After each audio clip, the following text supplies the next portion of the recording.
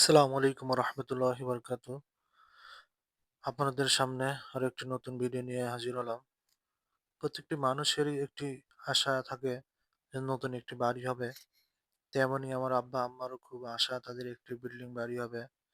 বিশেষ করে আম্মার তো খুবই আশা যে একটা বিল্ডিং বাড়ি হবে। কারণ চাচারা সবাই বাড়ি করে ফেলেছে। আমার বাবা একজন শিক্ষকতার চাকরি করতেন। তিনি এখন রিটায়ার্ড প্রাপ্ত। তিনি একজন সৎ মানুষ। আমরা ৪ ভাই বোন। আমার বাবা সমস্ত অর্থ দিয়েই আমাদেরকে লেখাপড়া করাইছেন। তার কোনো সঞ্চয়কৃত টাকা পয়সা নাই। সমস্ত টাকা পয়সাই আমাদের পিছনে ব্যয় করেছেন।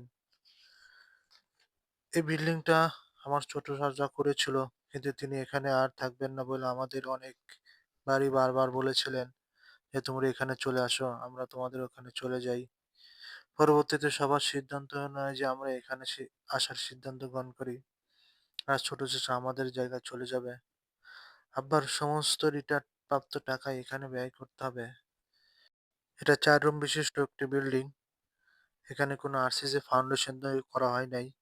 শুধুমাত্র ইটের গাঁথনি দিয়ে করা হয়েছে। এখানে থাকবে ৩ টা bathroom, dining space, drawing space এবং কিচেন রুম। ২ টা বেলকনিও থাকবে। এই ভিডিওটা করার উদ্দেশ্য হলো আপনাদের কাছে যে আমরা আমাদের তেমন টাকা পয়সাও তেমন নেই। আরসিসি দেওয়ার মতন কোনো টাকা পয়সাও নেই।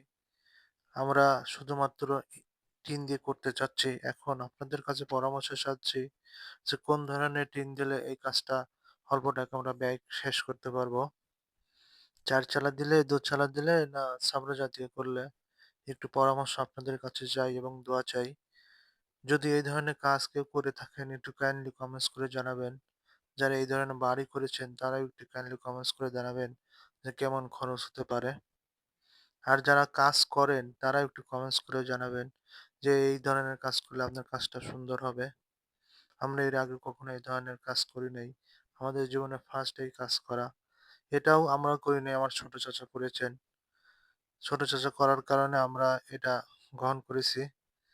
এটা আমাদের বাড়ির সাথে আমাদের পুকুর। সুন্দর একটা আবহাওয়া হবে।